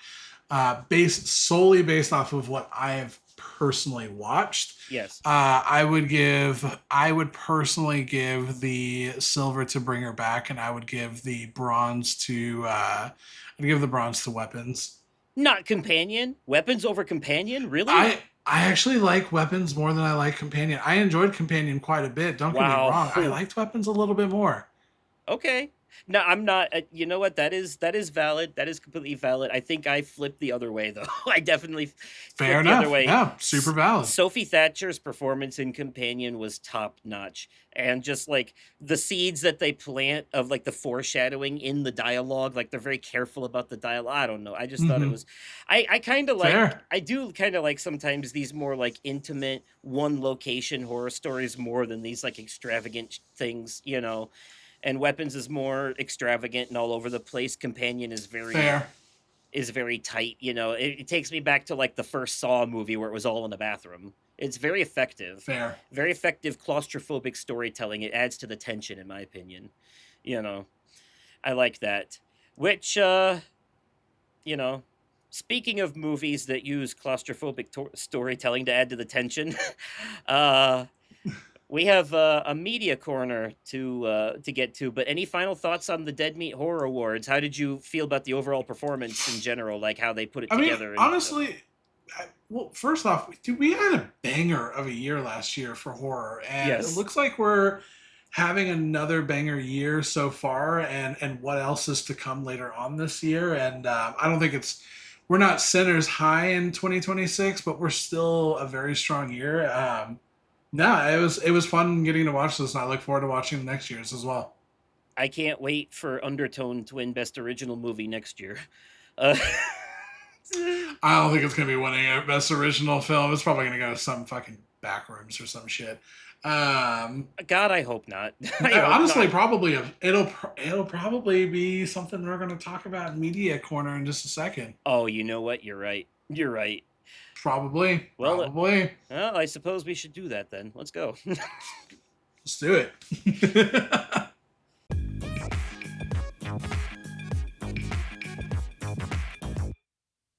All right, everybody, here we are at the Media Corner, the part of the show reserved for news, reviews, recommendations, and sometimes previews. And hey, who knows? You're going to Comic-Con next week, you might have a preview. um, Ooh. but today we have 3 reviews for you, all movies. We're going with this time. We got 2 from him and 1 from me. So as how it used to be when there was 2 people on this show and we had uneven match, um, we'll sandwich it. He'll do his and I'll do mine, and then he'll do his third one or his second one and bring us home. So, what are you doing first, Brooksy? Well, Well, first, I got to give us see. give us the setup to why you're doing Yeah, these 2 movies. yeah, exactly. Okay, so I don't know if you remember a few years ago when the same weekend we had both the cinematic classic Oppenheimer Mm-hmm. and the cinematic classic Barbie come out on the same Barbenheimer. weekend. And we had Barbenheimer, right? Like, Yeah. and I think on one of my old Hydro Flasks, I even have a sticker on it that says "I survived Barbenheimer weekend," um, and I had another major weekend, huge weekend, almost as Before big as before you say that, Barbenheimer. I just want to point out that they tried to do this again before this. They tried to do when Oh, it was Paw Paw Patrol and and Saw, Saw, right? yeah, Like, it was Paw yeah, Patrol and Saw X, and they called it Saw Patrol, and it just did not yeah. catch on the way Barbenheimer did. No, and I'm gonna admit, like this one did not nearly catch on like Barbenheimer did. Like that was an anomaly. But I went and enjoyed on the same day back to back at my local AMC Super Ass Weekend. And you're probably thinking to yourself, "Oh God, what is Super Ass?" And that is seeing Supergirl, and Jackass best and last. So those are going to be my two reviews. I'm going to start with Supergirl since it's the first half to Super Ass. Ah, how appropriate to have So Jackass bring up the ass end of the show. Like, right, right, like, and I mean, depending on who you're talking to, it could be considered as a horror, which would tie into today's theme, right? yeah.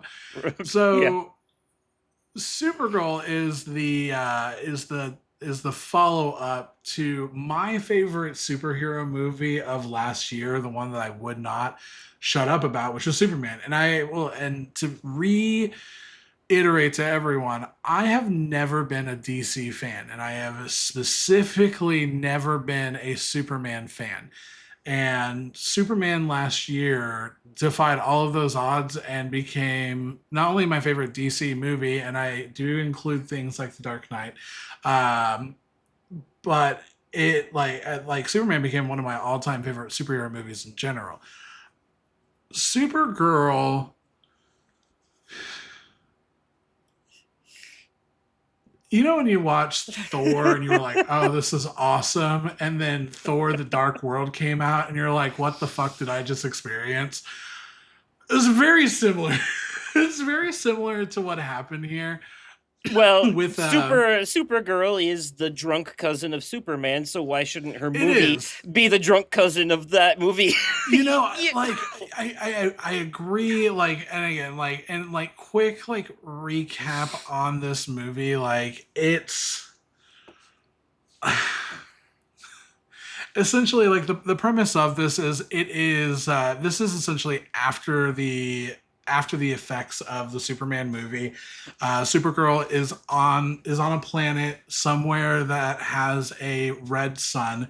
Red suns essentially nerf the superpowers of anyone who's Kryptonian, where they essentially are more like what you would think as a human. And she's hanging out, vibing, having a good time, and something happens to Crypto that requires her to go on this story of essentially being able to make sure Crypto is okay at the end. Um, there's a lot of different routes they could have gone with Supergirl and really just Wait, making wait, her wait. like Are you a telling me? Oh no, you said it takes place after the movie. The way that you said, the way what I just oh pictured, the way you worded it at the end, I just uh-huh pictured like some Lion King 1.5 type shit, where like Supergirl's in the background of the whole Superman movie doing shit with Crypto behind the scenes, like making sure gotcha he's gotcha there for gotcha the end of the gotcha movie. Like the only reason Crypto was there at the end of the movie was because of her. Like yeah that's what I thought you were saying. no. And I will say, like, there's so many different routes you could have gone with Supergirl's character because I will say, like, I really like Millie Alcock as a actress. I thought the bits that she was in Superman were great, and I was really excited for this movie, but I don't know, it felt like watching through it, they made Millie Alcock's character incredibly one-dimensional and almost like the classic trope of like the helpless female protagonist kind of like you could feel like this Mm. movie was like very clearly directed by a man watching it and not giving her the real badassery that she fully deserves in this world and in this universe. And it just Ah. you know watching through it, I was like, you know, it's a gorgeous film, and whenever there's moments where there's fighting and action, like it is a really cool thing to watch and experience. But everyone that was in this movie, with the exception of obviously Supergirl herself, felt like a very forgettable character, like all throughout the entire movie. The only other character that did not feel like they would be forgettable is Jason Momoa's character Lobo, Hmm. and they showed Lobo a fair amount in the trailers, and it felt very much like we had been Suicide Squadded again. Not the Suicide Squad. Do you remember the original Suicide Squad where like the Joker was in like 80% of the of the trailer, but then was Oh in the yeah. movie for like Yeah. 5 minutes? Very similar scenario Honestly, with Jason thank Momoa's character. honestly, thankfully, because Jared Leto's Joker is the worst. Right. It is Yeah, the no, Jared absolute Leto's worst. character was terrible, but he was like a selling point for that movie and he was barely in it. It kind of felt very similar here. Where I was like, I like Jason Momoa as an actor. Um, and I was really excited. And like the moments that he's in it, like he steals the show. Dude, he's hilarious. His character is great. It fits well in the world and in the universe. But there's not nearly enough of him. I would say this movie feels more like a bridge movie. It's like something that really helps explain a lot of how the DC Okay. universe works and how Kryptonians like how their race works and like all the weird quirks and everything of like how a yellow planet works, how a red planet works, how a green planet works, more details around more you get a lot more details about Krypton itself and what happened on Krypton and everything that kind of led up to like Superman leaving to go to Earth and later on Supergirl going to Earth because they've kind of changed it where instead of like a blow up, there's something that happens a bit differently with Krypton in this, from at least my own personal understanding. And so having those extra details were great, but it was almost like they made Millie Alcock's character the side character in her own movie to the plot of just helping Ooh. build the world. Mm. And it just, I don't know, it felt like they could have done so much more. I will say like it doesn't have that James Gunn feel. Now, to be fair, like James Gunn is essentially like kind of like the Kevin Feige now of Yeah. DC, where he's like just kind of like the maestro, and he only directs specific films. He did not direct this, so like I don't want to count this as like a strike against him, but it's a little disappointment because he essentially gives like the thumbs up or stamp of approval on things before they get released, and this is kind of the first time where I'm like, dang, James Gunn, like we could have done so much better. And I will Mm. say, like anything that James Gunn's name has been attached to, one thing is that he is a huge audiophile, and like I know no matter what, the soundtrack is going to be banging in any movie that he touches. And it was a solid soundtrack. The final song choice that they chose for the final battle moment just felt very disjointed compared to what was happening. And Mm. yeah, I'll be honest, like I kind of left the movie. I left kind of disappointed, man. Like I really did. Like I wanted it to be more, and it wasn't. Like I wanted more depth of Millie Alcock's Supergirl, and I wanted more. I got more world building of Krypton and of Kryptonians, and you do get a couple cameos of people that are in the Superman movie, which is really great to see. But it overall just kind of fell flat for me. I It's one of those, watch it once just so that you know context for the next movie, but this is not a movie that I'm going to probably watch again. If I'm going to give it a score, man, I'm going to sound like a jerk when I say this. Oh. um I'd give it a 5.5. Woohoo. Like a 6 to me is like it's okay, like it's fine.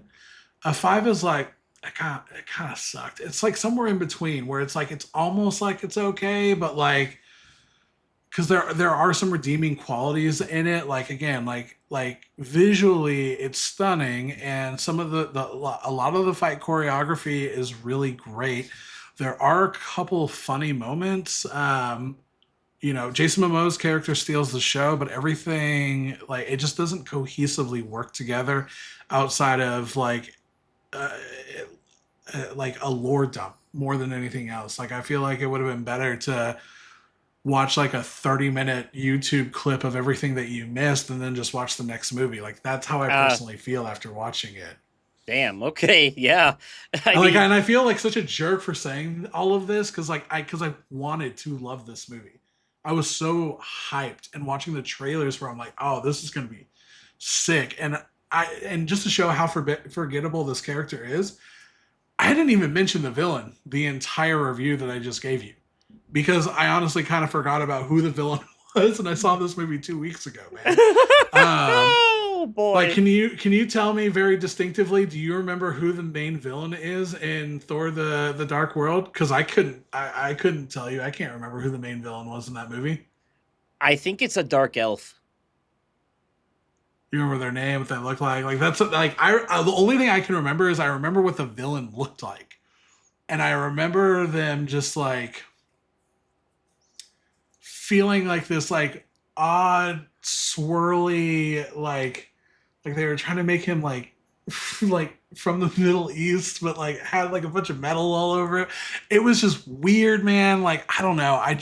I it felt like we went from such a high to such a low going from Superman to Supergirl. Like I there's a lot more things that are coming in the DC universe that James Gunn is making, and there's a lot of things that I'm really excited for. Things like Clayface, I'm really excited for, but Oh yeah. I just this one fell flat for me. So if I yeah, I know it's harsh, man. I know it's really harsh, especially when I give you my review for the other movie I'm going to talk about. Um, but for what it is and for what it's supposed to be, yeah, it's a 5.5 for me. I can't confidently say I recommend this as a good movie. Oh, well, we love a spicy take every now and then. Keeps things interesting. Um, so I recently, as in like today, so it's fresh in my mind, watched Obsession finally. Oh yeah. It it like just hit Peacock yesterday as far as Oh, streaming did it goes. really? Yeah, so So what's funny is Sam and I actually watched the movie ourselves for the very first time 3 days ago. But if you ask me where we watched it, I'm going to plead the fifth on that. Okay. I What are you, just a cop? I like to say where these things are available for the regular audience members out Yeah, that's there, right. I ain't regular. so they know where to find them. Um, so anyways, yeah, I watched Obsession. I would describe this movie as if an incel wished on a monkey's paw. Uh, is basically the vibe I got from it. If it is so wish that a monkey paw. Oh my god, that's so funny. And what's great is I literally told Sam, I was like, okay, so this is just Gen Z monkey paw. That's what this is, right? Like, Well, and here's the thing too, because here's the reading that we get from it. I genuinely think, in my opinion, that the villain of this movie is Bear, not Nikki. oh Um, no, not Nikki. No, absolutely not. Nikki is the victim, 100%. Especially when Oh yeah. I don't want to get into spoilers, obviously, but especially when you get into the context of like, it's not really her, is it? Like No, and that's like I yeah. was gonna say, like I honestly think like the villain is whatever is within the One Wish Willow itself. Well, That's this what I is kind of true. foresee as it, but like You are like in the technically, yeah, you are. right, but in the context that you're saying, like yeah, like I would fully agree with you Well, because that Bear is the villain in this. I think that the message of the movie, right, is because I've seen a lot of people try to defend him, like, oh, well, he didn't know that the stick was magic and would actually work, so like that somehow makes it all okay. It's the fact that the thought ever entered his head to begin with, because Yeah, the movie, it has double meaning, right? Because in the beginning, he's obsessed with her, but right, it kind of turns the tables, and you can tell that him and his friend are incels because they use gross ass terms like friend zone. It's a term right. I hate because it insinuates that they're only friends with them because they're hoping to sleep with them, or that like their kindness is purely transactional, like they're hoping to get something in Yeah, return. you know and that's not you're not a real friend in that case, like. And it is they do things in the beginning of the movie to kind of paint him, and I love this because it's like a Black Mirror episode did something very similar until a twist at the end where you're like, oh shit, I've been rooting for a bad person this whole time. um and they do something similar to that in this movie, where the beginning kind of paints him as like sympathetic almost, like he's a loner, he's awkward, he's got the dead cat, it's all like his life is shit, but then he starts exhibiting these behaviors anytime he's around Nikki, and you start to pick up on this stuff like, oh, he's one of those guys, he's one of those nice guys, quote unquote, Yeah. and Yeah. you pick up on that pretty early on, and that's where I think the true message of this movie is about bodily autonomy, about women's right to bodily autonomy. I think that's a Yeah. huge part of it, because this movie at the end of the day is really, it's about a man who wanted to control a woman and got way more than he bargained for, you know. Yeah. And I would say there are some innocent bystanders in this too. Like there aren't a lot of deaths in this movie, but out of the ones that there are, I will say that one of them was probably deserved, the other one not deserved. you know. The one that was not deserved, and I'm just gonna say Car. Yeah. Um, like I knew it was gonna Oh, happen. you Like I could could feel feel it like it was coming. It gonna was the happen. most You knew it predictable was gonna shit ever. come. Like it's It was, because but like the way the scene the is way framed. it went, Yeah. and for the length it went, Yeah. that I was not expecting. Like both Sam and I were just laying in bed, just Josh drops. I knew it was coming too. Oh, Like, I like, mean, not like that, but I knew that something was going to happen. I'm like, any second now, she's going to come bust through the car window. Any second now. Any second oh, now. dude, And it's like, yep. uh, And then when it happened, uh, you're not quite prepared for how far they go with it.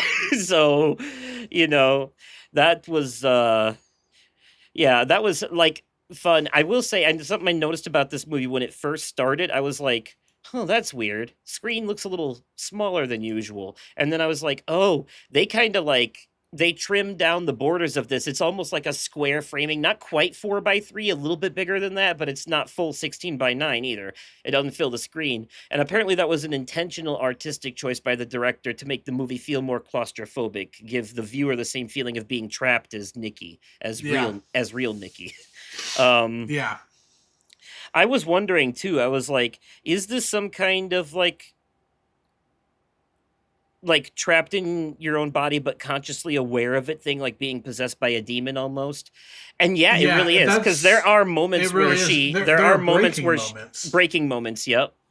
And I like that they did that, because it helps alleviate any confusion about whether this is her under the spell or something else has taken over her body. And I Yeah, want that's not, I don't think that's too much of a spoiler. I think that's pretty obvious, like 15 minutes into the movie. Like, yep, like they don't wait too long to give that to you. Um and it is, I will say her performance was amazing in this, because she was genuinely terrifying. And I know they did some like audio editing to make it more scary, but her screams are harrowing. Like yeah. the one scene where he like tries to get out of bed and she's like, "Stay!" Like that shit gave me goose Ugh. pimples. like Oh, like I like I was Sam like, and I like. my friend, that is a demon screaming in your ear right there. That is a full Oh on yeah, like and this is her first. This is her first acting chops ever. Like she did a amazing job. Like we were just talking about Dead Meat and everything else during our main segment. Like I do anticipate seeing her as like best actor for next year. Like it was yeah. such a amazing performance overall for everything that she endured and everything else. Like like I Dude, feel like we've got a the the restaurant oh, go scene ahead. the restaurant scene in particular is very memorable to me. Just the no, no, no, no, no. That is was so well Yeah, done. It's that slow transition to like the realization yeah. hits, and it's that slow transition into maniacal mode. You could just see it in her Yeah, face. And I that is I solid. I genuinely think that she is going to be our biggest scream queen that we've had for the past 5 plus years or so has been Mia Goth, like without question. And we've gotten a little bit from like Jenna Ortega, but I really think she is going to be our next big scream queen. Like I literally like, and speaking of like that, the ending credits was so unsettling. Like the last time I Yeah, felt that unsettled during credits was like literally just thinking it's Mia Goth is Pearl. Pearl, I don't. Pearl. Yep, Yeah. that was what I Do you was remember thinking just like too. the? The smile. Yep, yep. And I was like, because Jesus Christ! the Like, God, the crying. There are some horror movies where the actors almost put in too good of a performance, and this was one of them because that crying felt too real. Like, it was excellent, and like the director, like, dude, I've followed him on TikTok for since I think I first got TikTok. Like, he's always done like these like weird, kind of unsettling but really funny skits, and to see him just come out swinging, very first directorial debut, like brand fresh new actors, and this movie's grossed like $500 million on a horror film. Like, dude, like it's just this movie's an anomaly, and it's really really cool to see. I loved watching it, man. It was great. oh no, it was great. But I will anyone who thinks Bear is the hero of this movie, I would distance myself No. from. That's a walking red flag right there. Like, yeah, no, clearly they didn't get the message. uh No, that's a brilliant way to that was a brilliant. I love these elevated horror movies that use horror as a metaphor for real things, like real Yeah, issues. It's good stuff. I think this movie is I think pretty much the only issue I have with it is some of the acting feels very, and I know that it's probably intentional in some ways. Like I know Bear is supposed to be this like really awkward guy and all that, but he comes across very stilted sometimes too, like wooden, like it's a wooden performance, yeah, you know. And it just like it's such a juxtaposition to her like over the top like putting her all into it. yeah. She It's really did, man. I Like, do I feel like Bear is phoning it in. The dude feels like he's on heroin half the time, honestly. It just doesn't. The few exceptions to this are I feel like he has good facial acting, but his vocal acting is shit, honestly.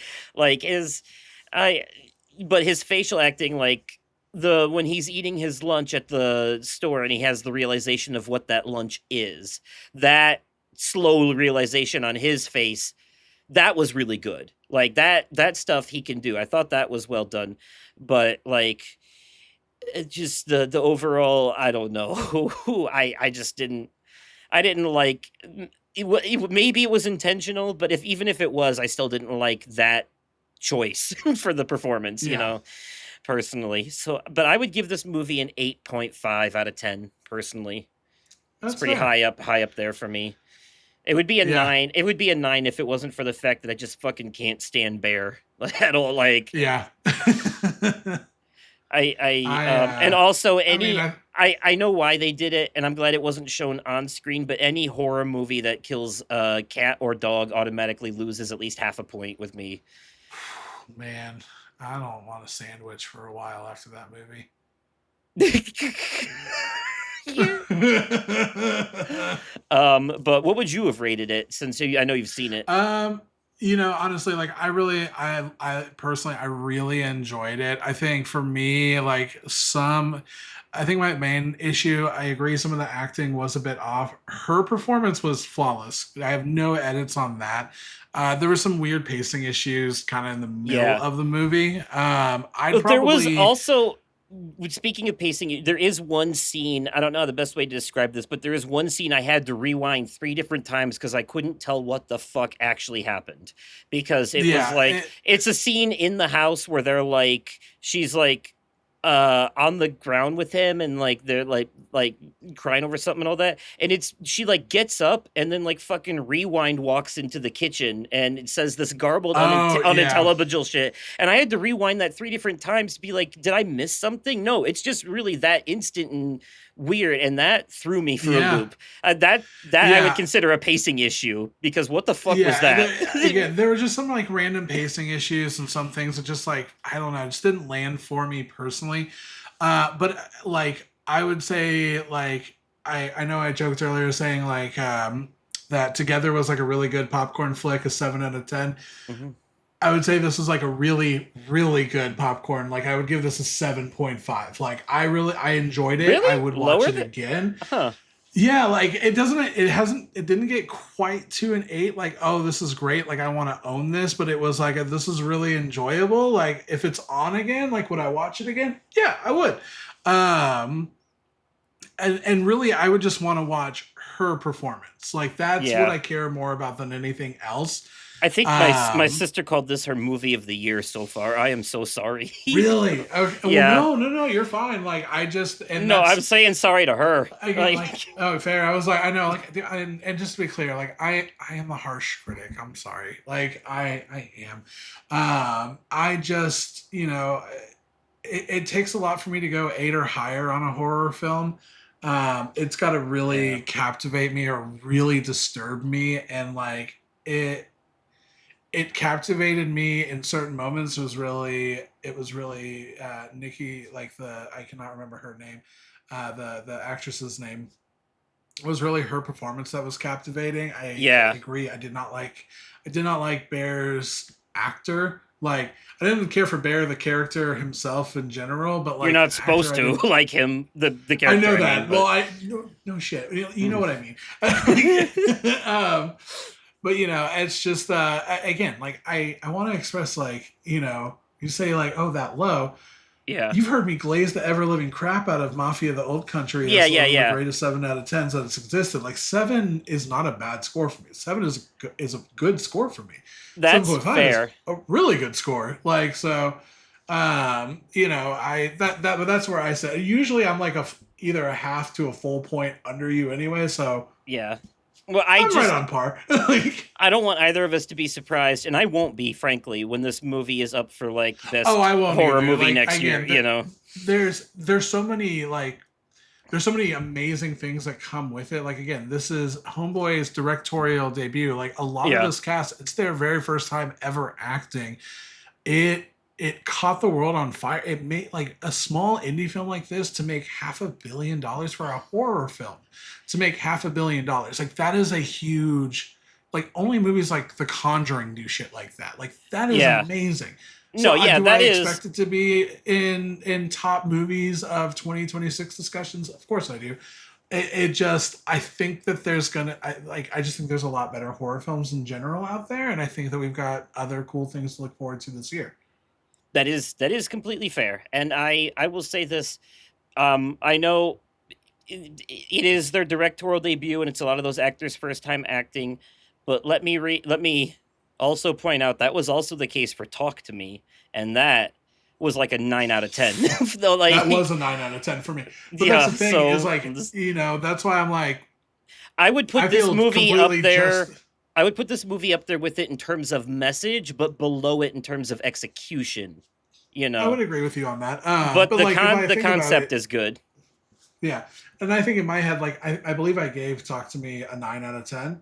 For me internally, like, if I think to myself, is Obsession a point and a half lower than Talk to Me? In my head, yeah, it absolutely is. It That doesn't probably make that. it probably also doesn't help that we just came off of having a horror movie last year about magic sticks that control people. Like, Bad know,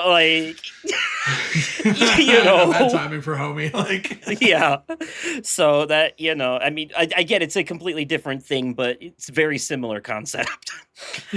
But either way, though, I did enjoy it. I thought it was really good for what it was. Like that, I am excited to see yeah, what this director does next, and the actress. I want what she does too.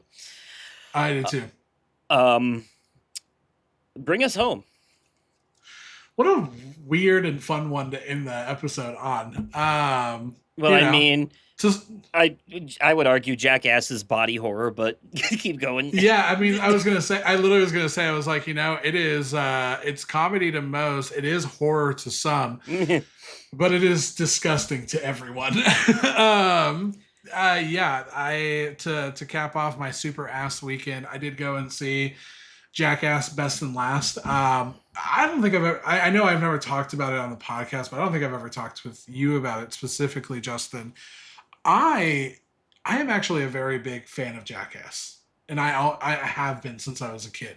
I like very You and our former co-host, me personally, I can't stand them. I can't. It's I not for love me. it. I do. And like I listen, I'm a product of the 2000s. You are too, but like when I say product of the 2000s, I'm a product of the 90s, but like my formative years were in the early 2000s. And like I remember doing chores for my aunt, like shit that she was supposed to do for her chores, I would do for her for weeks. So she would take me to go see the Jackass movie in theaters, like, and it was such a huge thing. And I remember, if she ever listens to this, and if my mom ever listens to this, my bad. My aunt threw while my mom and my stepdad were out of town. My aunt threw like a rager at my parents' house while I was there. She was supposed to be babysitting me. She was like, "Hey, I want you to not say anything about what I'm going to do this weekend. And in exchange, all the pizza you want, all the Mountain Dew you want, play video games as much as you want, and here is your own DVD copy of Jackass." Ha! Like that dude, fucking lips are sealed, bro. Like lips are sealed, and like legitimately, like I remember my parents coming home, my mom and my stepdad being like, we went and looked in the trash, and we saw like hundreds of beer cans and all this stuff. She was like in high school at that point, and she was like, "Was this your aunt?" I was like, "No, no, no, no. There was a party like over in the house behind us. They probably threw it in there. Like it was just us hanging out, playing video games and watching TV together. Like totally like full on like gatekeep girl boss my own mom and stepdad for a copy of Jackass. I love this franchise. I watched the TV series. I watched Wild Boys. I was there opening night for 2, for 3D, for 4. I have all of the copies. Like I love this franchise, and what I will say is this movie was not only hilarious, it was also very somber. Um, because it was just such a weird place for me to sit there and laugh at just some of the most grotesque things that you could see possibly on screen. Um, and this movie was kind of split, like I would say kind of 3 ways, where it was a third of brand new content that they were doing in their fucking 50s, a third of it being highlight moments throughout the entire Jackass franchise, and then a third of it of things that had never been shown before. Like the movie literally, and I Mm. don't feel like there's really like spoilers in this because it's not like a movie. Spoilers: Um, a bunch of drunk white dudes smash their spoil, balls yeah, with a sledgehammer. bingo, yes. Spoilers for anyone that specifically cares. Spoilers. The movie literally opens with Johnny Knoxville in like before Jackass even recorded, where he just put on like this shitty Walmart bulletproof vest and pulled out like a 38 millimeter gun and shot himself in the chest, and then got in the car and drove off with his friends. That's how the movie starts, and I'm like, I never saw that. I never saw that. And it was those 3 things. But when I say it was sombering, is like as a kid, like in middle school, I'm watching this and like I'm looking at these guys as if they're fucking immortal. And I've looked because they're doing the most bonkers ass shit, putting fucking toy cars in their ass, fucking getting bungee jumped inside of a porter potty and living to see the fucking day, going toe to toe with bulls. Like they do all these banana things, and they always come out just laughing it off and just like dusting off their shoulders and moving on. And you can see them in their 50s now, and that it's they can't do what they used to do anymore. and that there's a level of mortality that you can Yeah. see that kind of all of them are experiencing and facing. The stunts they were doing were fucking disgusting. I'm not gonna lie. I'm gonna share one again. Spoiler, spoiler, spoiler. The one that I thought was the grossest out of all of them is the game that you play where it's like the multicolored circles that are on a mat, and you just like try to touch like right hand to blue and Twister? left foot to green. Twister, thank you, Twister. They were playing Twister, and it was like Stevo and Pontius, and I want to say Danger Aaron, I think, were the ones that were playing, and they were all wearing plastic, fully see-through pants. So like you can see butthole, dick, all of that stuff, right? You can see all of it, right? And then they each of them chugged the not magnesium citrate, but the medical grade on top of that people are supposed to drink before doing a colonoscopy that makes you just shit yourself relentlessly. They drank multiple bottles of it and then started Ooh. playing Twister in these see-through pants, shitting on themselves. And I'm like, well, they still got it. They still got it, but like they're not doing like the holy crap, like physically hurting you kind of things anymore. And you can see that it kind of bothers them a lot. And like even Johnny Knoxville, like he gets really teared up, like being like, yeah, this is the last one because I just physically like I can't do this anymore. So it's just it's watching. I'm running out of ribs to break. I only got so many left. Like it really is like, and like it just I don't know, man. It was so fun. I got to sit there and enjoy the a cat's big bowl down of to one nostalgia. life.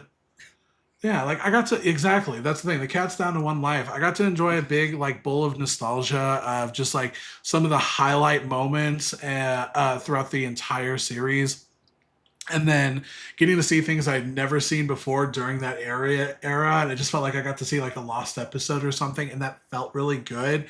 And getting to see them still doing things was also great, but there were just these like random moments that just like I don't know, it made me watching the people who I thought were literally invincible facing their own mortality also makes me like retrospect look into myself, realizing I'm not a 12-year-old shithead anymore who I ain't no you spring know, chicken.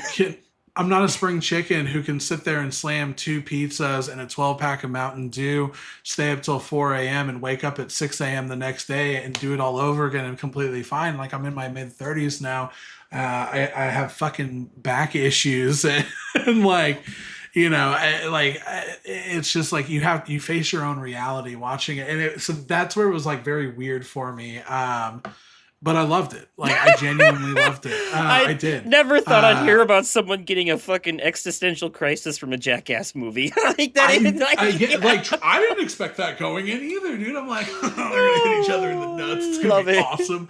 Like that's what I was thinking. Is like I'm like trying to feel like a kid again going in there. I'm trying to feel like a teenager, being like, oh, they're gonna do some stupid shit. It's gonna be awesome. He went in Like hoping for classic Adam Sandler, and he got Bo Burnham's inside. Like, I 100%. That is what it felt like. Like, and don't get me like wrong, there's still so many moments that I laughed hysterically at.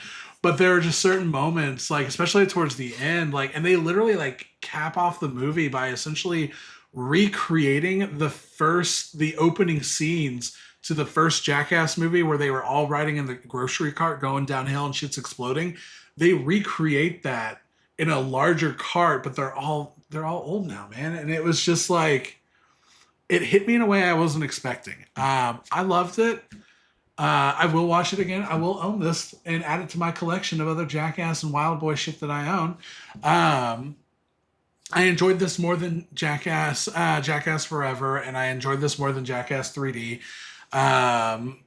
It's my favorite one that I've seen since Jackass 2. I'd probably give this.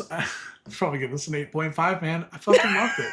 And yeah, I feel like an asshole for giving Supergirl a 5.5 and Jackass Best and Last at 8.5. they're different movies, they're different genres, and what genre they're in. One excels at what they're trying to do, and one did not, and that's where the scores kind of factor in. Oh no, Um, that is exactly how I remember. I gave Mixtape a 9 out of 10 because it excels at what it's trying to do specifically. exactly, and Like, Jackass Best and Last, it knows what it is, and it does it incredibly well. I like, like, I guess like the 1.5 removing like some certain points and everything. Like, I wish I got to see more of them doing things in today's setting. I wish it was a little bit longer. That's just being selfish. But yeah, like, I feel great giving it an 8.5. It's a great movie. I'm excited to watch it again. I'm excited to have a physical copy of it. well, I'm very glad you enjoyed your version of the old Gods of Asgard comeback tour. Uh, Thank you. but I appreciate you. I just I'll put it to you this Oh way. man. The toilet humor episodes of South Park and Family Guy are my least favorite. So I will, and that's the thing is, like, I mean, you and I have been doing this together for over a year and a half. Like, you've never really heard me as like the toilet potty humor person. no, not There's normally. Yeah, like, this is like, listen, everybody's got something a little weird, okay? Yeah. No, Like, yes, and mine's this is mine. Danganronpa. Like, Danganronpa's my exactly, weird. Like, and mine's Jackass. Like, I fucking love yeah. Jackass. I'm sorry. Like, so, To be and fair it, though, like, I don't know. everything I like is fucking weird. I'm not like Yeah, vibes, but like, yeah, yeah. So, yeah, super ass weekend. Overall, like a 7 out of 10 weekend, because I got a 5.5 from Supergirl and an 8.5 from Jackass. Solid 7 out of 10 weekend. Hey, fair enough. You recouped there in the end. All right, that were at least you got your money's worth. Yeah. Uh, Yeah, dude. well, alrighty then.